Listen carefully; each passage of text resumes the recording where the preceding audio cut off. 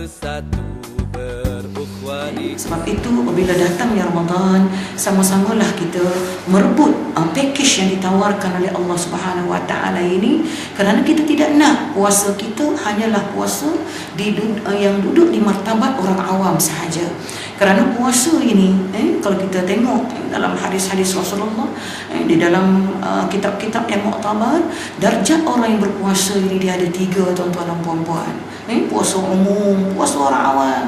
Yang keduanya adalah puasa yang istimewa, saumul khusus. Dan yang ketiganya adalah puasa yang amat istimewa, iaitulah saumul khusus wal khusus. Jadi puasa umum hanyalah puasa orang yang hanya menahan diri dia daripada lapar dan dahaga sahaja. Jadi kita tidak nak puasa kita hanya setakat itu sahaja. Kerana puasa ini dia mendidik diri kita erti kesabaran, erti ketakwaan terhadap Allah Subhanahu Wa Taala. Kalau kita hanya setakat menahan diri kita daripada lapar dan dahaga sahaja, maka kita mendapat puasa orang awam sahaja. Kita kalau boleh, kita nak puasa kita duduk di martabat yang kedua dan yang ketiga.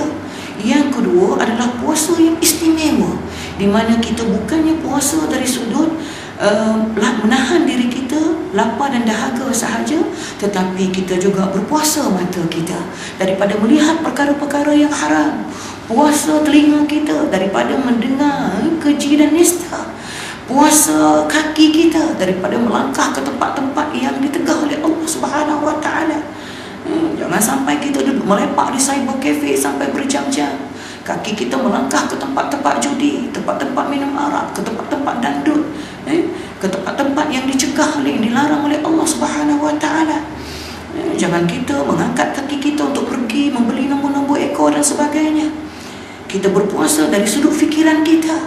Jangan kita terlampau banyak memikirkan soal-soal dunia yang melarutkan kita. Yang seterusnya, kita berpuasa dari sudut diri kita sendiri. Puasa dalam erti kata, jangan kita terlampau mengikut hawa nafsu kita yang sentiasa mendorong kita untuk membuat kejahatan.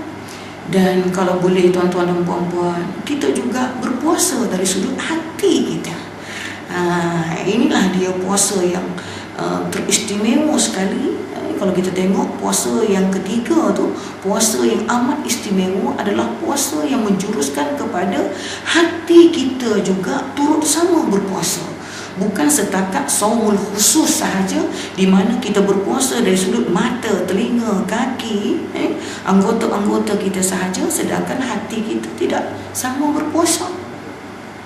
Sebab itu kita kalau boleh, kita nak duduk puasa kita di martabat yang ketiga, puasa yang amat istimewa. Bukan setakat anggota kita sahaja berpuasa, tetapi hati kita juga turut berpuasa daripada cinta dunia. Inilah dia puasa para-para anbiya, puasa para-para syuhada, puasa para-para rasul. Allahu Akbar. Kita bercakap senang tuan-tuan dan puan-puan, tetapi apabila kita nak mengamalkan ini, kita bertarung dengan hawa-hawa nafsu kita yang sentiasa merontun kita supaya melakukan kejahatan. Lantaran itu kita kena sentiasa tawasau bil haqqi, tawasau bis sabri.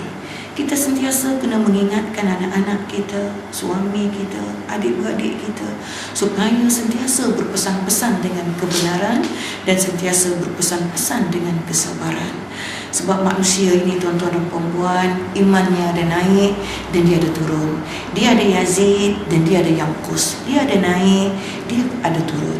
Sebagaimana kita memerlukan makanan untuk kita hidup, memerlukan makanan untuk kita cergas untuk bekerja, makanan fizikal, begitu jugalah kita memerlukan kepada makanan rohani. Inilah dia package yang dijanjikan oleh Allah Subhanahu Wa Taala. Di dalam package Rabbani yang disusun atur oleh Allah Subhanahu Wa Taala, yang mesti kita kena rebut. Lantaran itu, kalaulah kita tidak sama-sama merebut tawaran istimewa yang dijanjikan dengan jutaan pahala daripada Allah Subhanahu Wa Taala ini, maka kita termasuk di dalam golongan orang-orang yang rugi.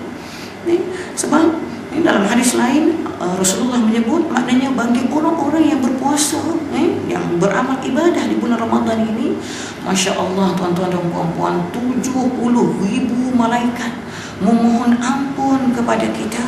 Daripada pagi sampailah ke petang, sampailah tenggelamnya matahari, subhanallah, sampai dibinanya kepada kita satu mahligai yang indah, yang ditatahkan dengan permata. Dalam setiap kali kita sujud kepada Allah Subhanahu wa taala. Lantaran itu perbanyakkanlah kita sujud kepada Allah Subhanahu wa taala di dalam solat sunat kita, di dalam qiyam kita, dengan jutaan pahala yang ditawarkan oleh Allah Subhanahu wa taala ini. Kerana orang yang solat pada bulan Ramadan, tiap kali dia sujud, subhanallah, tiap kali dahinya mencecah saja lantai, subhanallah, 1,700 kebajikan yang ditawarkan oleh Allah Subhanahu wa taala, di mana Allah bina pula lagi kepada kita mahliga yang cantik di syurga Allah yang bertatahkan dengan permata. Lantaran itu, subhanallah, subhanallah, masya Allah, bagaimana hatta tidur orang yang berpuasa sendiri, tuan-tuan dan puan-puan, tidur orang yang berpuasa adalah ibadah. Dan subhanallah, bernafasnya kita, setiap kali kita bernafas ketika kita tidur, maka itu sudah dikira sebagai tasbih, di mana doa orang yang berpuasa itu adalah mustajab, dan doanya subhanallah mustajab di sisi Allah Subhanahu wa taala, dan dosanya akan diampun oleh Allah Subhanahu wa taala. Sehinggalah mulut orang yang berpuasa diberikan aroma wangi oleh Allah Subhanahu wa taala, diibaratkan seperti bau kasturi. Lantaran itu, orang yang berpuasa apabila dia bertemu dengan Allah nanti, subhanallah, dia akan diizinkan oleh Allah masuk ke dalam syurga Ar-Rayyan. Pintu, dalam banyak-banyak pintu syurga, Allah letakkan satu pintu Ar-Rayyan yang hanya boleh dimasuki hanyalah orang-orang yang berpuasa sahaja. Jadi ustazah dari sudut isi hati ustazah sendiri di sini, maka ustazah menyerulah seluruh muslimin muslimat, hadirin dan hadirat sekalian, marilah sama-sama kita menyemarakkan Ramadan ini dengan amal-amal ibadah kita, supaya Ramadan yang kita jalani pada hari ini, pada bulan yang akan kita masuki bersama di bulan Ramadan nanti, subhanallah, kita suburkan anak-anak kita supaya cintakan kepada ibadah. Kerana kita tidak tahu bahawasanya Ramadan kali ini adakah sempat kita habiskan sepanjang bulan Ramadan ini.